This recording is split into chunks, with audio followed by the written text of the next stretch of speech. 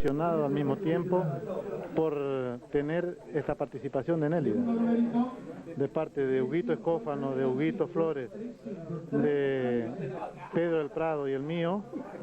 Le damos las gracias por hacer un esfuerzo, todos los músicos y todos los que participan colaborando de una u otra manera, de poder lograr esto que hace tanta falta, poder reunirnos y juntarnos, como decimos allá en Chamigarno, y lograr esto que es tan lindo, y sobre todo por una razón, en defensa de una identidad, que es lo que realmente sirve, porque a veces yo sé que cuesta mucho, pero nos resta seguir defendiendo y hay que luchar, y eso es lo que está haciendo Nélida, como vos, como la señora, como todos los músicos que estamos acá, que vinieron, muy contentos, muchas gracias y un abrazo grande.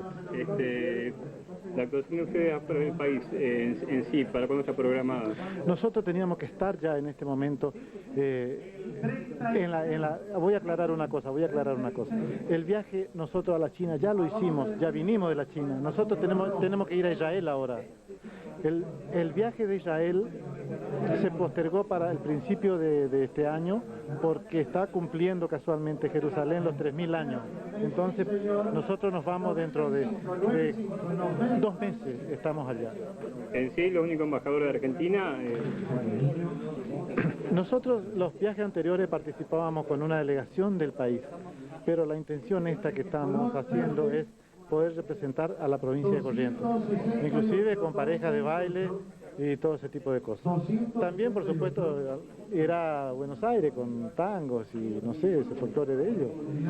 Pero la intención nuestra, lo que estamos logrando es poder ir con el grupo a representar Corrientes, que es lo que tenemos que hacer. Exactamente. Por los litorales, llámame encima. Eso es. Suerte para todos. Muchas gracias.